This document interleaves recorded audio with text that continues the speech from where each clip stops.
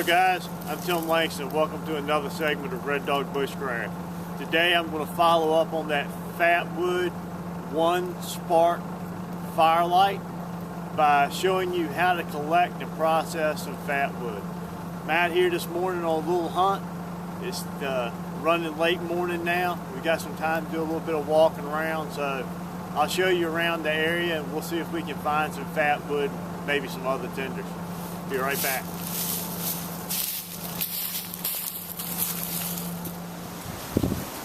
Okay, we've walked out into the woods and we're in a mixture of pine and hardwood forest. And here is an old pine tree stump. Here's what they look like. You see the knots and stuff on here where the limbs came out. It's pretty rotten down in the bottom. I'm gonna see if I can bust this out or at least get a piece of it out. The only thing I brought was an axe and a small Baco Laplander saw, so we'll see what we can do with that.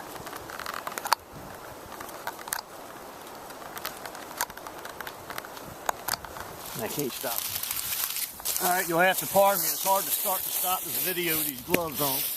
It is cold out here.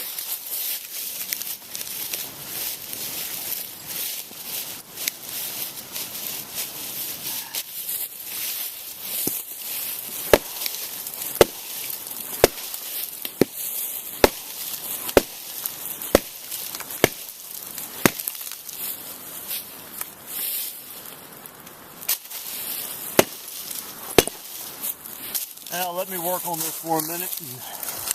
I know we got some good heart stuff in there. I can already see it. See down in here, that golden color, a lot of rosin. That's what we're after.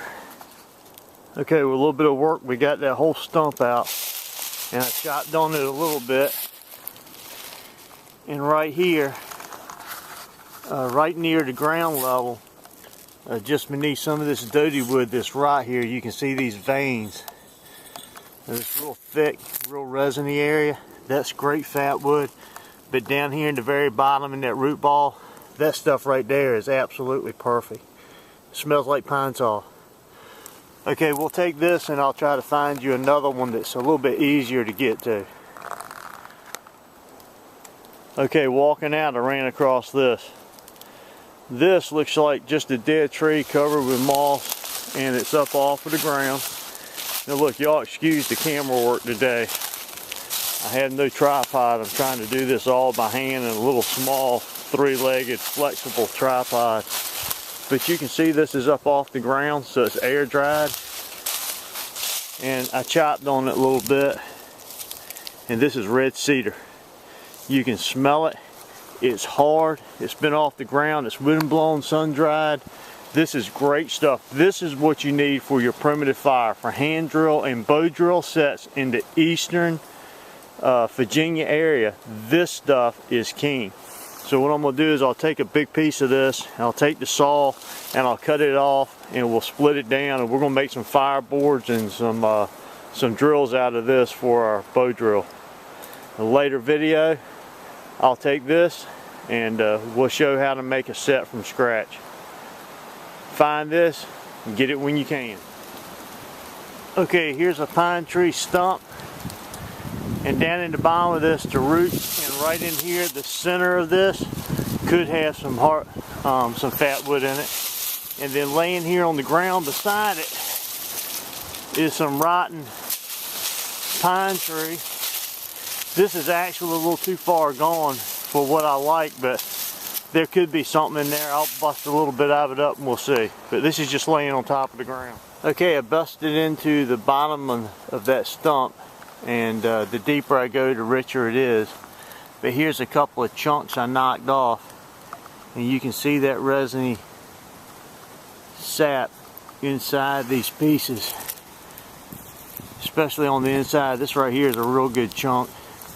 Now that piece that was laying on the ground right here, it's mostly rotten, but right around those knots that were sticking out, there's some really good Fatwood right up next to those knots. There's not a lot to be harvested here, but it's easy. It's just laying on top of the ground, and it's easy to collect. And if you're just having a hard time getting some fire started, I mean, look, you got some moss here. There's some cattails right on the other side of this bottom, and a little bit of fat wood. Plenty of ways to get a fire started. Okay, I was walking out and I ran across this piece, and this was just laying on top of the ground. And this right here is the taproot. And look at that. That is perfect. Exactly what you want. And so is this stump piece. Not as good. This is a lot better. See how much thicker and how much more color of that brown. And this is best. This is just full of rosin. Okay, here's another one I want to show you. Here's a down pine tree underneath these leaves. And here's a branch sticking out. Now they call this pine knots. Where it comes down, the limb came out of the trunk. I'm going to chop and break that open to see what I can find. Sometimes you get lucky and there's a ball of fat wood at the bottom of that.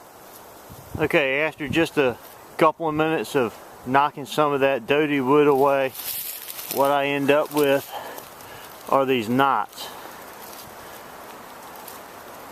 Now this ain't the best fat wood in the world for starting fires, but when it's dried out a little bit, it works great. It will work as is, but where I use these is on a campfire at night.